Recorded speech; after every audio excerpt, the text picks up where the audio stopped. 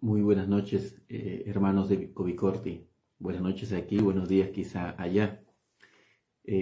Bueno, para mí es una alegría poder compartir con vosotros. Creo que en esta semana estáis de aniversario y el pastor Don Neri me pidió que pueda compartir con vosotros y para mí es un honor, un gran privilegio y doy gracias a Dios por ello.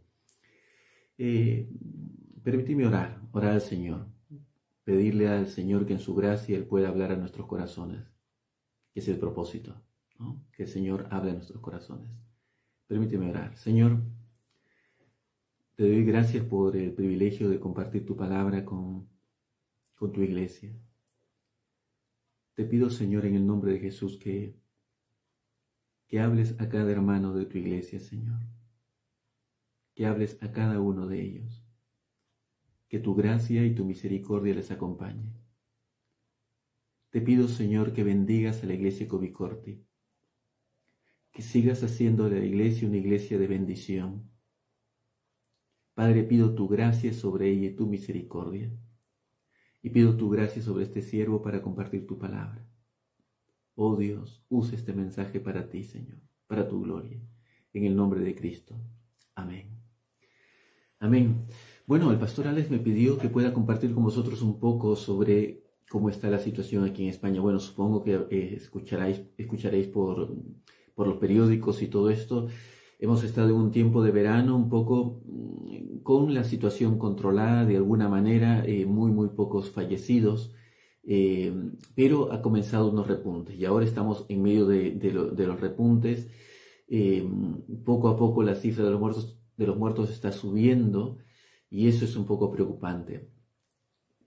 Sin embargo, debo decirles que quizá porque estamos en un tiempo donde no hay tantos fallecidos, quizá por eso puedo decirles esto. El mayor problema de España no es el coronavirus. El mayor problema de España es la situación social, política, en la cual se encuentra, espiritual, moral, alejada de los principios de Dios.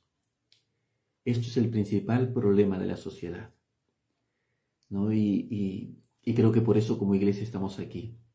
Os pediría que oren porque Dios tenga misericordia a este país precioso, este país con tanta riqueza, este país con tanta diversidad de personas. Puedo compararlo con Perú en el sentido de que somos un país, España es un país muy diverso, pero es un país muy diverso y que ha pasado también sus conflictos. Sin embargo, hoy en día tiene grandes y profundas necesidades espirituales y por lo cual os pediría que sigan orando por España, sigan orando por Barcelona, donde me encuentro, sigan orando por todo el país de España. Hay tanta necesidad. En este último tiempo también estoy a cargo de la alianza a nivel nacional y estamos trabajando por las distintas iglesias, porque Dios fortalezca y bendiga las iglesias en España. No son iglesias fuertes, no son iglesias potentes, hay muchas iglesias pequeñas y necesitamos que Dios traiga un avivamiento, una fortaleza, un levantamiento de la obra de Dios aquí en España. Así que si podéis orar por la Alianza Cristiana y Misionera aquí en España, os pediría mucho que Dios levante obreros, que Dios levante las iglesias, que Dios haga fuerte las iglesias aquí. Eso sería una enorme bendición. Muy bien. Quiero felicitarles por un año más. Creo que estáis cumpliendo un año más de existencia como iglesia ahí en Covicorti. Y quiero felicitarles y animarles a que sigáis adelante. Hoy quiero hablarles el tema que traigo entre manos, que el Señor puso en mi corazón, tiene que ver o es la sabiduría de Dios. Y va a estar enfocado este tema en una sabiduría práctica, la cual se puede ver en la vida de Moisés. La sabiduría de Dios en la vida de Moisés. Sin embargo, antes vamos a comenzar viendo algunos pasajes bíblicos que nos puedan introducir en el tema de la sabiduría de Dios. Si tenéis las Biblias allí, Job 12:13 dice, voy a leer algunos pasajes rápidamente quizá, Con Dios está la sabiduría y el poder. Suyo es el consejo y la inteligencia. Con Dios está la sabiduría y el poder. Suyo es el consejo y la inteligencia. La sabiduría es uno de los atributos de nuestro Dios. Dios, nuestro Dios, es sabio. Es sabio. Ahora, esta sabiduría la vemos en la creación. Y en los Salmos, el Salmo 104, verso 24, por ejemplo, dice: «Cuán innumerables son tus obras, oh Jehová, hiciste todas ellas con sabiduría. La tierra está llena de tus beneficios». La sabiduría de Dios se ve en la creación. Sin embargo, ya entrando en el tema y en algo que nos compete mucho a nosotros como iglesia, podemos decir que la sabiduría de Dios tuvo su esplendor en la creación de la iglesia, que de alguna manera es el sumum de la sabiduría, entendiendo la iglesia como el conjunto de redimidos. Efesios 3, del 6 al 10, quiero leerles, les voy a leer en la Nueva Traducción Viviente. Efesios 3, del 6 al 10.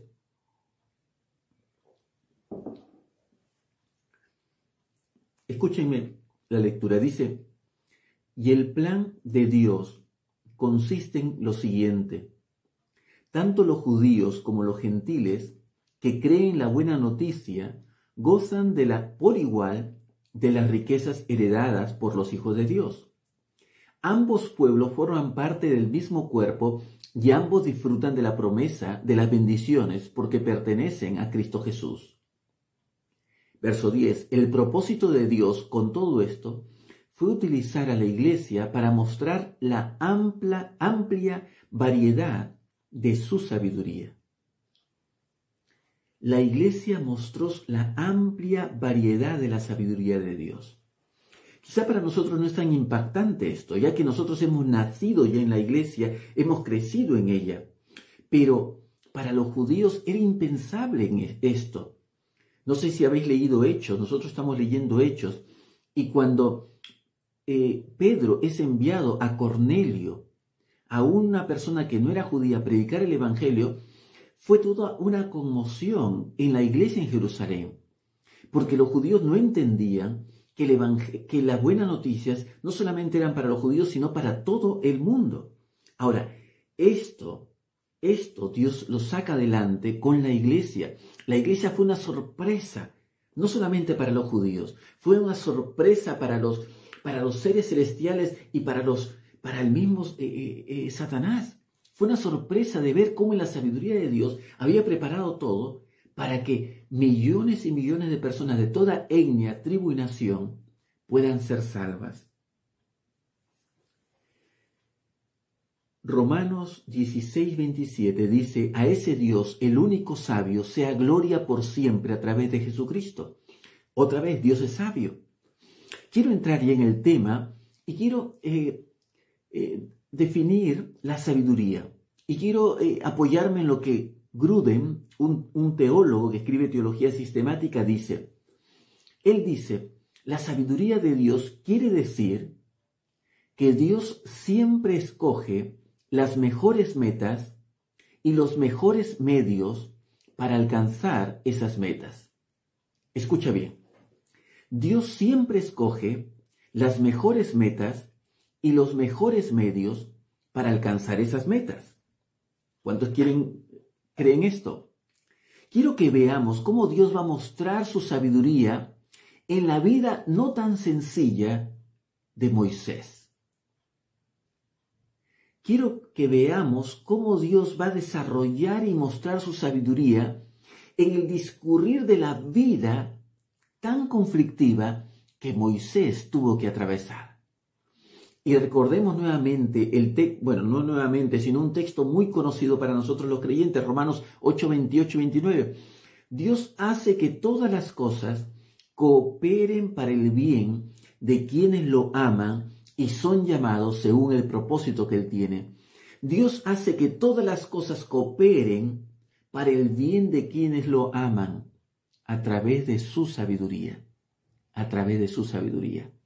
Entonces lo que quiero transmitir a vosotros, iglesias, es 4 lecciones de la sabiduría de Dios, esta sabiduría de la cual hemos hablado, pero en la vida práctica de Moisés. 4 lecciones. Y la pregunta que vamos a desarrollar es, ¿cómo vemos la sabiduría de Dios en la difícil vida de Moisés? Moisés va a nacer en un tiempo complicado, de dolor, de muerte, de llanto, de tristeza. Y la primera lección que quiero que lleves a casa es esta. Los sufrimientos que atravesó Moisés no fueron obstáculo para que la sabiduría de Dios se desarrollara en su vida. Los sufrimientos que atravesó Moisés no obstaculizaron la sabiduría de Dios. Mira, abre tu Biblia en Éxodo 1:22. Éxodo 1:22. Dice, entonces el faraón ordenó a todo su pueblo, arrojad al río a todos los niños hebreos que nazcan, a las niñas dejadlas vivir. No sé si han pensado en esto. ¿Cómo hubiese sido esta pandemia si no solo hubiesen fallecido, no solo el virus hubiese tocado a gente mayor como lo hace ahora, o a gente con problemas físicos, sino que hubiese tocado a nuestros niños? Y cientos de niños hubiesen fallecido cada día. Fuera terrible, terrible. Pero es interesante que Moisés nació en un tiempo donde cientos y cientos de niños, muchos de ellos, eran muertos. Y llanto se escuchaba en las casas de los judíos. Moisés nació en un tiempo de dolor y muerte. Como sabéis, los israelitas habían llegado, los hijos de Jacob, a través de José habían llegado a Egipto, y allí se habían desarrollado y ahí se habían multiplicado. El nuevo faraón, que no conoció a José, comenzó a ponerse nervioso por ver la multiplicación de los israelitas. Y para evitar, según él, que ellos se independicen, manda asesinar a los bebés varones que nazcan. Es en ese tiempo que nace Moisés, en medio del dolor, sufrimiento, llanto e injusticia. Es en ese tiempo. Sin embargo, Dios había elegido a Moisés y usó de esa treta maligna del faraón para llevarlo a vivir a palacio y crecer allí, como sabéis también vosotros. Es interesante que la madre de Moisés lo coloque en un flotador, en un Moisés como lo conocemos, y ve ir a su pequeño por el río. Sin embargo, la sabiduría de Dios tenía cerca a la hija de Faraón, quien lo encuentra y lo cría. Y aquí la lección de la cual estamos hablando. Escucha bien, mi hermano, y que Dios bendiga tu vida con esta lección. Jamás una crisis, jamás un sufrimiento, jamás una injusticia impedirá que Dios cumpla su propósito en ti. Jamás un sufrimiento, una injusticia, una crisis impedirá que la sabiduría de Dios cumpla su propósito en tu vida. Jamás. Todo el sufrimiento que Moisés estaba atravesando cuando nació, la injusticia, no impidió que Dios cumpla su propósito en la vida de Moisés. Los sufrimientos no escapan a la sabiduría de Dios. Él ya los tenía en cuenta y lo va a usar para bendecir a Moisés. Escucha bien, los sufrimientos que hoy estamos atravesando como nación, como ciudad, como familia, es posible que muchos de vosotros estén atravesando sufrimientos, dolor. Sin embargo, Dios va a usar este sufrimiento, Dios ya lo ha tomado en cuenta para cumplir su propósito en ti y en tu familia. Es posible para atraer el corazón de tus familiares al Señor. Es posible para aprender una nueva lección, pero Dios va a usar esto. ¿Cuántos hemos conocido a Jesucristo a través del sufrimiento? ¿Cuántos hemos conocido más al Señor a través del sufrimiento? El sufrimiento nos permite conocer más al Señor. ¿Cuántos dicen amén? Si estás pasando injusticia, déjame decirte que esto no está fuera del conocimiento ni de la sabiduría de Dios. Dios usará estos sufrimientos e injusticias para cumplir lo que Él quiere en tu vida. ¿Quién nos separará del amor de Cristo? ¿Tribulación, angustia, persecución, hambre, indigencia, peligro, violencia? El Señor ha planificado todo y nada impedirá que la sabiduría de Dios se desarrolle en nuestra vida. El dolor llevó a Moisés al palacio de Faraón. El dolor y sufrimiento llevó a José a Egipto, donde sería usado por Dios. Hice un ejercicio en un curso de formación espiritual, donde nos hicieron colocar los acontecimientos, tanto negativos como positivos de nuestra vida, de manera cronológica. Y algo que me di cuenta en esa línea de vida es que luego de un tiempo de crisis que atravesé, vino un tiempo de bendición para mi vida. Siempre, siempre. Uno de los momentos más tristes de mi vida fue el divorcio de mis padres. Era adolescente, 12, 13, 14 años. Fue un divorcio largo. Sin embargo, cuando lo escribí en mi línea de vida, luego del divorcio de mis padres, está mi conversión. Dios usó esa tristeza y sufrimiento del divorcio de mis padres para que yo le conozca. Al año que me casé con mi esposa con milagros, ella salió embarazada. Ostras, yo dije, qué poderoso, al año solamente. Sin embargo, yo recuerdo yendo a la Galería Zarzar, allí había un médico, me parece que era chino, y fuimos para que le hagan la primera ecografía. Ya habíamos hecho todos los análisis y todo esto, la primera ecografía. Yo fui con una cámara fotográfica en video, que grababa también video, para grabar en ese momento la ecografía. Recuerdo al médico buscando a mi futuro bebé. Y luego él me mira y me dice, parece que algo ha pasado porque no está el embrión. Yo recuerdo bajando mi cámara, ¿no? y la tristeza invadió nuestros corazones. Fue la primera pérdida entre varias que tuvo Milagros. Años después, para no enrollarme tanto, me di cuenta que aún ese sufrimiento estaba dentro de los planes de Dios. Porque escucha bien, si yo hubiese tenido ese bebé, si ese bebé hubiese venido a la luz, no hubiese sido posible que yo venga a España con mi esposa. Porque para venir a España legalmente era por contrato de trabajo. Y los bebés no tenían un contrato de trabajo. No hubiésemos decidido venir a España, no hubiésemos podido venir a España. Jamás hubiésemos dejado a nuestra hija ahí, ni yo hubiese dejado a mi esposa allí. El sufrimiento y el dolor está dentro de la sabiduría divina. Dios sabía por qué, y en eso esperamos. Entonces, pero en segundo lugar, bueno, en primer lugar, lo que estamos diciendo es que los sufrimientos no obstaculizan la sabiduría de Dios, pero también en Moisés podemos ver que los fracasos que tuvo Moisés no estropearon el desarrollo de la sabiduría de Dios, no estropearon la sabiduría de Dios en su vida. Moisés creció en el palacio, tiene 40 años, y dice la palabra en Hebreos que él se identificó con su pueblo. Si lees Hebreos 11, él rechazó los beneficios de los egipcios en un momento.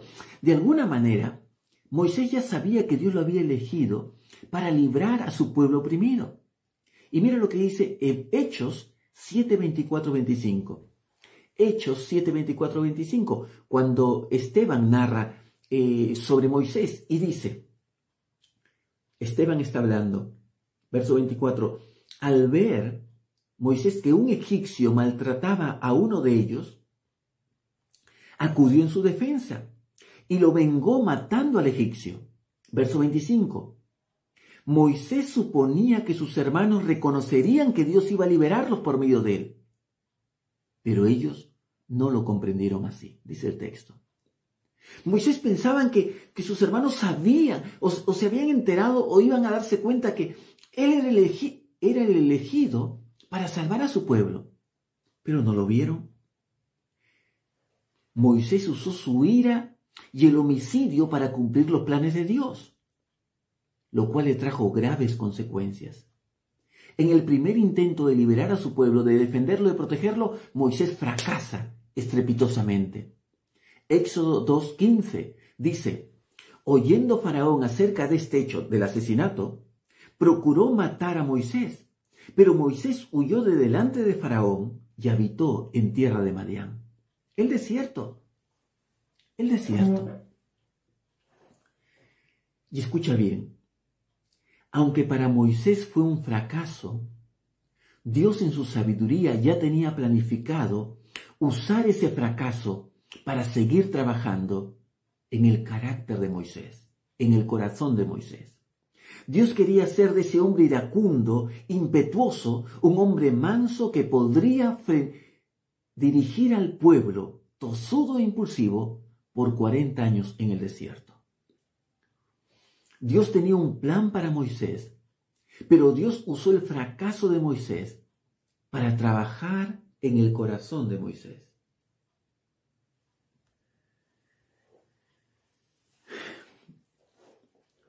¿Alguna vez has pensado que tus fracasos han arruinado los planes que Dios tiene para ti?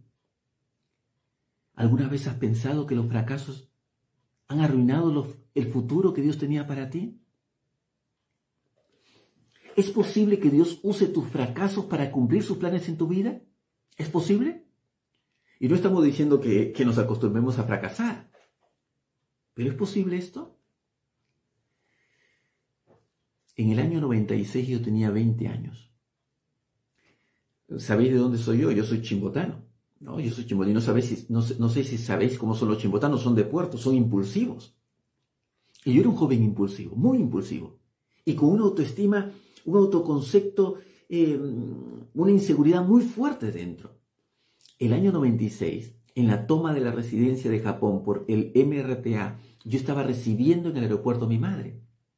Estaba en la parte delantera esperando que mi madre entre. Viene un hombre y me saca a mí con mi abuela que estaba conmigo, esperando allí. Me saca de la parte delantera y me echa atrás y él se pone allí. Yo era creyente. Estaba en el seminario, me parece ya. Yo lo increpo y le digo, ¿qué te pasa? Y comienzo a increparle y a chincharle y a hincarle con mis palabras.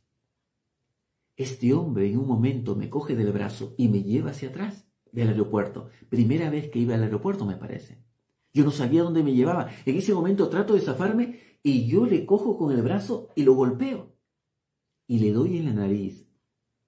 Giro y él estaba tirado en el suelo. Le había roto el tabique. Miro un policía y huyo al policía y le digo que me ayude. No sabía yo que ese hombre al quien había golpeado era un mayor de la policía. En ese momento el policía me coge y me meten en la carceleta del aeropuerto, preso ahí, en la noche. Recuerdo muy bien ese día porque era la noche de la toma de la residencia.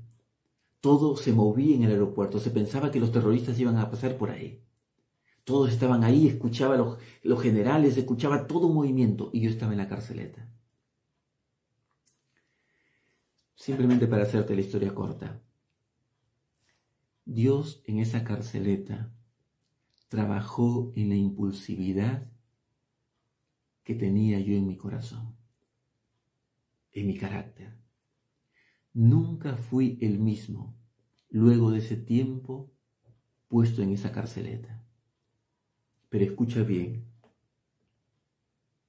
ese fracaso que tuve no estropeó la sabiduría de Dios en mi vida. La sabiduría de Dios siguió en mi vida y doy gracias a Dios por ello.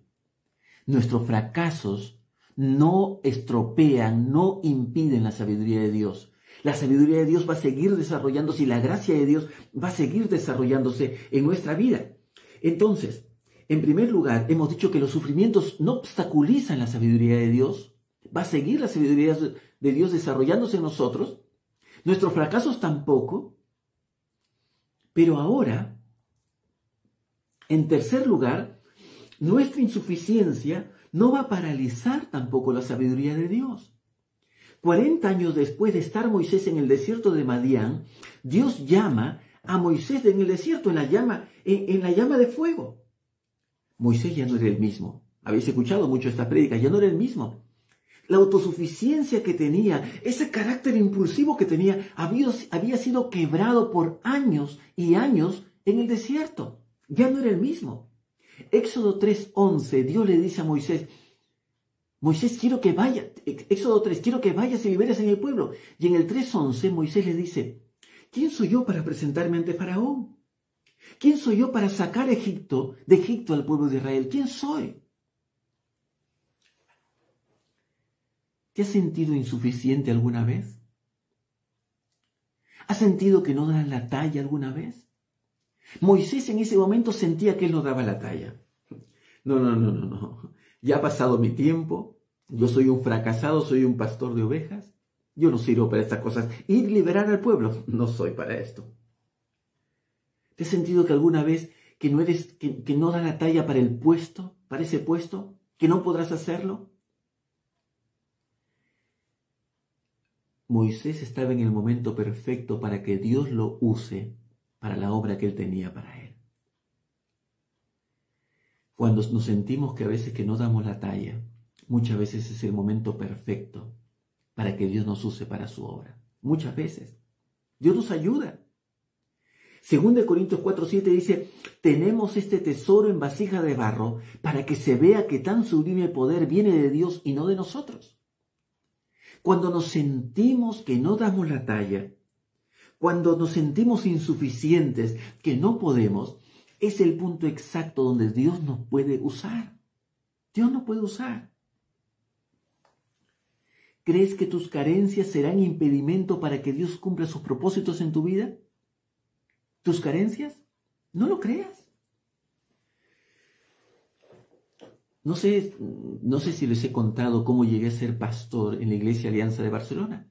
Es una iglesia fundada de españoles. Ahora tiene muchos latinos, muchísimos latinos. Pero el liderazgo son españoles.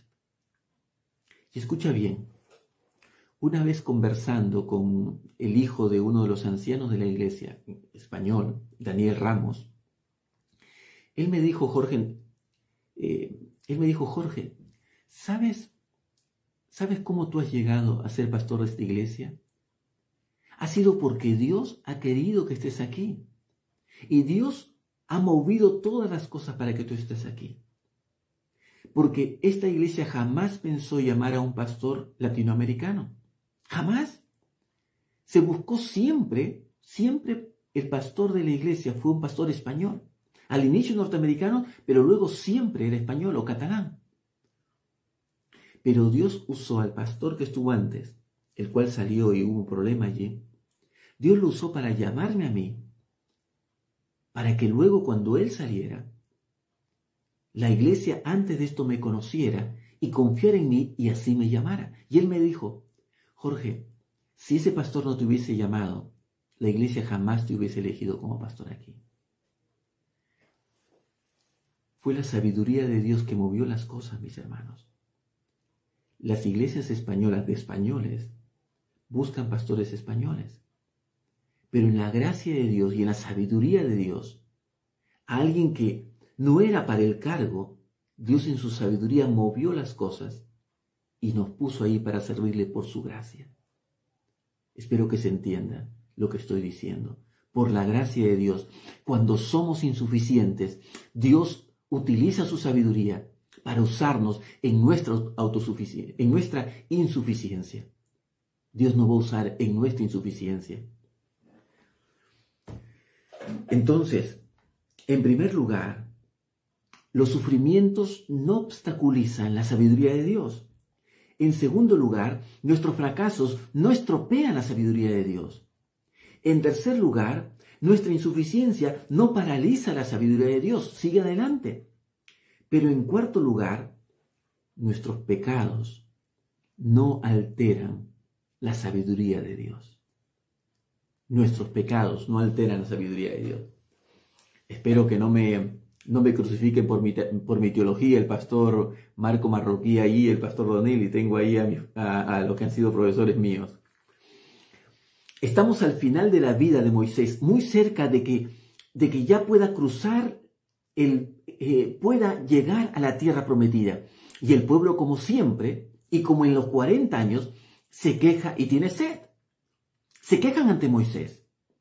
Y Dios le dice a Moisés, ya conocéis la historia, que pida a la roca que le dé agua. Sin embargo, Moisés deja que su hombre antiguo, su naturaleza pecaminosa, salga y golpea la roca con ira, con la vara, y la roca dio agua. Sin embargo, Dios no estaba contento con eso. Números 20, 11 y 12. Números 20, 11 y 12. Dice: Moisés levantó su mano y golpeó la roca 2 veces con la vara, y el agua brotó a chorros. Así que toda la comunidad y sus animales bebieron hasta saciarse. Sin embargo, el Señor le dijo a Moisés y a Aarón: puesto que no confiaron lo suficiente en mí para demostrar mi santidad a los israelitas, ustedes no los llevarán a la tierra que les doy.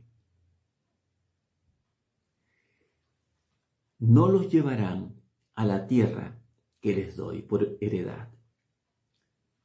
Moisés otra vez vuelve a lo iracundo que era.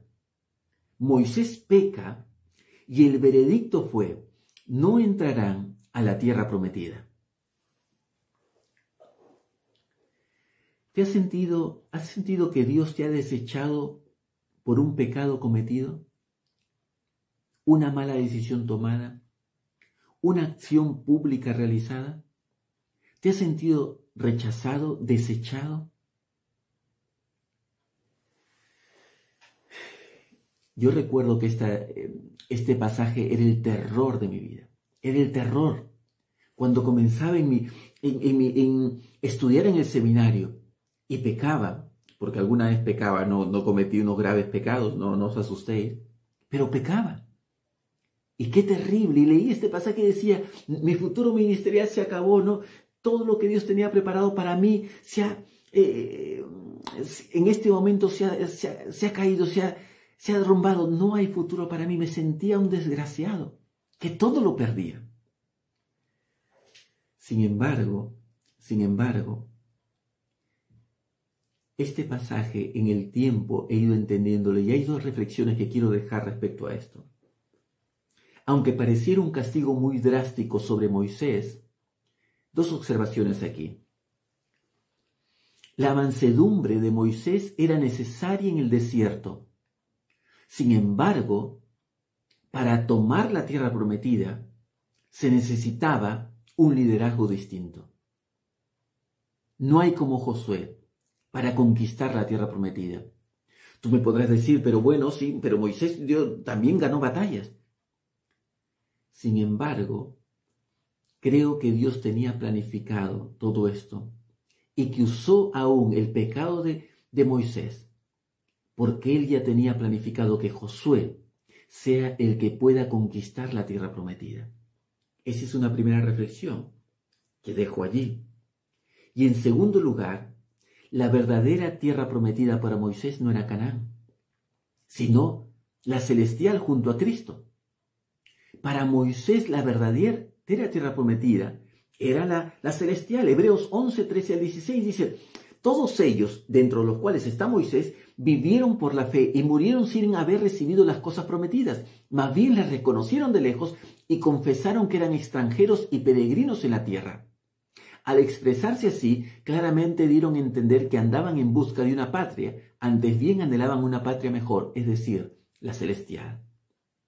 Cuando está Cristo en el monte de la transfiguración, ahí está Moisés y Elías, que se presentan con él.